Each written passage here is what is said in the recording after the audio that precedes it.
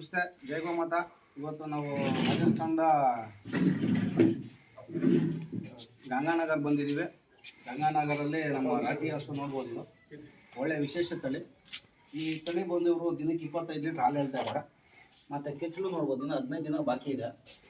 ಕರೆಕ್ಟಾಗಿ 6 inch gap ಇದೆ.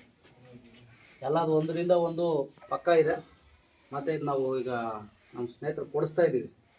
ಯಾವ ರೀತಿ ಪ್ಯೂರ್ ರಾಟಿ ತಳಿ ನಾನು ಹೇಳ್ತಾ ಇರ್ತೀನಿ. ನಿಮ್ಮ ಸುಮ್ಮನೆ 10 ಹಸು ಸಾಕೋಬೋದು, ಒಂದೊಂದು ಹಸು ಸಾಕಿ ಅಂತ ನೋಡಿ. ಈ ರೀತಿ ಇರುತ್ತೆ.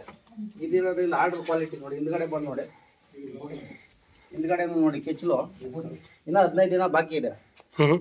15 ದಿನ ಬಾಕಿ ಇರೋದ್ರಿಂದ ನೋಡಿ ಇನ್ನೂ ಎಷ್ಟು ಲೂಸ್ ಇದೆ. ಇದೆಲ್ಲ ಹಾಲು ತುಂಬಿದ್ರೆ ಒಳ್ಳೆ HF ಮಾಡ್ದಂಗೆ ಮಾಡುತ್ತೆ ಅಂತ ಒಂದು ಪ್ಯೂರು ರಾಟಿ ತಳಿ ಸಿಕ್ಕಿದೆ. ಇದೊಂದು ವಿಶೇಷ ತಳಿ.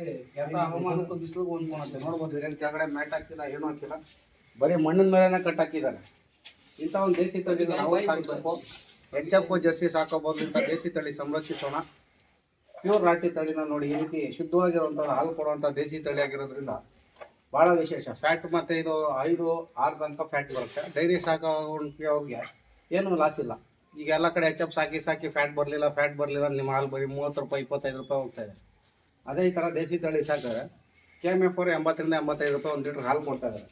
ಪ್ಯೂರಿಟಿ ಇರೋದಕ್ಕೆ ನೋಡಿ ಯಾವ ರೀತಿ ಇರಬೇಕು ಅಂತ ಹೇಳಿ ನಾನು ಅದನ್ನೇ ಸೆಲೆಕ್ಷನ್ ಮಾಡ್ಬೇಕಾದ್ರೆ ಈ ರೀತಿ ಕೆಚ್ಚಲಿರೋದು ನೀವು ಕೈ ಆಡಿಸಿ 4 ಮಾಲೆ ಲೆವೆಲ್ ಇದೆಯಾ ಮುಟ್ಟು ನೋಡಬೇಕು, ಸಾಧು ಇದೆ ಅಂತ. ನಾನು ನೇರವಾಗಿ ಬಂದು ಈ ರೀತಿ ನೋಡಿ ಈ ಸೆಲೆಕ್ಷನ್ ಮಾಡಿ ತೊಗೊಂಡ್ಬರೋದು. ಅದರಿಂದ ಈ ಥರ ಬ್ರೀಡಿಂಗ್ ಹುಡುಕಬೇಕು. ಇವೆಲ್ಲ ಒಂದು 100 ಹಸು 200 ಹಸು ಅಥವಾ 500 ಹಸುನಲ್ಲಿ 1 ಹಸು ಬರೋದು. ಈ ರೀತಿ ಟಾಪ್ ಕ್ವಾಲಿಟಿ ಹಿಡಿಯೋದ್ರಿಂದ ನಾವು ನಮ್ಮ ರೈತರಿಗೆ ಅನುಕೂಲ ಆಗುತ್ತೆ. ಸುಮ್ಮನೆ ನಾವು 10 ಹಸು ಸಾಕೋಬೋದು. ಬೇಕಾದ್ರೆ ಒಂದು 2-3 ಸಾಕಿ ಇದರಲ್ಲೇ ಬ್ರೀಡ್ ಮಾಡ್ಕೊಂಡು ಡೆವಲಪ್ಮೆಂಟ್ ಮಾಡ್ಕೊಂಡ್ರೆ ನಾವು ನಮ್ಮ ರೈತರಿಗೆ ಹೈನುಗಾರಿಕೆ ಮಾಡಲಿಕ್ಕೆ ಭಾಳ ಅನುಕೂಲ ಆಗುತ್ತೆ. ಎಂಥ ಒಂದು ವಿಶೇಷ ಇರುವಂಥ ದೇಸಿ ತಳಿಗಳು ಸಾಕೋಣ, ಸಂರಕ್ಷಿಸೋಣ. ಜೈ ಗೋಮಾತಾ. ನಮಸ್ತೆ.